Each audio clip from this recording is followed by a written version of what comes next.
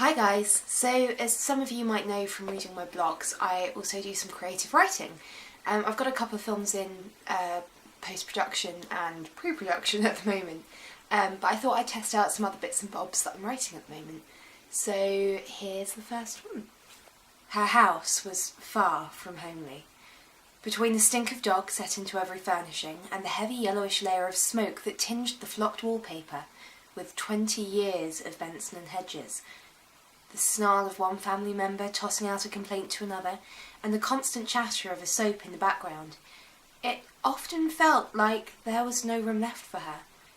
Often she would yell a hurried greeting to her mother and then jump the stairs 3 at a time to make it to her sanctum, the bedroom where she had scrimped and saved to buy matching furniture and wallpaper, her walls in a clean cream shade. The stink of cigarettes still permeated the room, but she was able to cover it with scented candles and drown out her parents' bitterness with Anthony and the Johnsons, who her brother had once referred to as that queer in the dress, much to her annoyance. It was a Tuesday in July when Jo arrived home to find her family gone. She opened the door, wincing already in annoyance, before realising that the smell was just a little fainter than usual, and the only sound was the familiar buzz of a soap on the TV.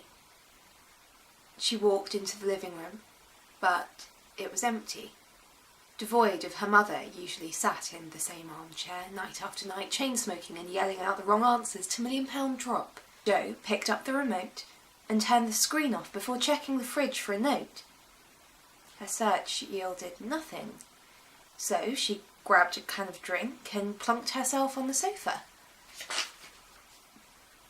She was rarely alone, and such a rare joy was to be relished. She turned on Sky Arts and found some short films and documentaries about culture in different countries, then found the radio channels, which she left tunefully humming as she scrubbed the kitchen from top to toe, opening the back doors to air the place, and rehoming a couple of her saved-for candles to cover the wet dog tinge.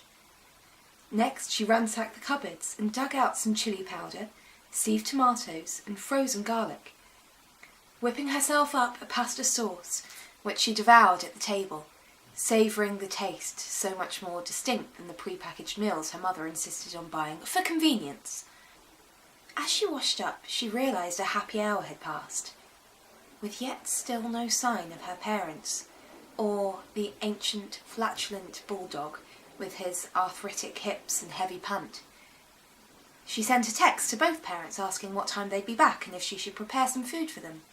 Digging her book from her rucksack, she read for a while, then reluctantly dragged herself off to bed, knowing that when she awoke, her family would have returned.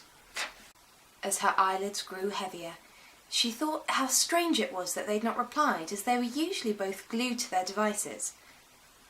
The next morning, she woke with a start.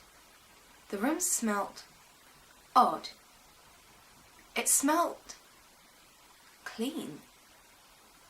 No trace of her mother's usual 8 a.m. fag in front of the box, or her dad greasily frying eggs and bacon. No yelling had disturbed her sleep, nor whining from the bulldog begging to be let outside. She put her head around the master bedroom door. It remained empty, as quiet as a library, the bed still neatly made, with hospital corners. I hope you enjoyed, guys. There's going to be some more new writing coming over the next couple of weeks. Comments and suggestions below, and as ever, like, subscribe and share. And from Ash Acting Up, over and out.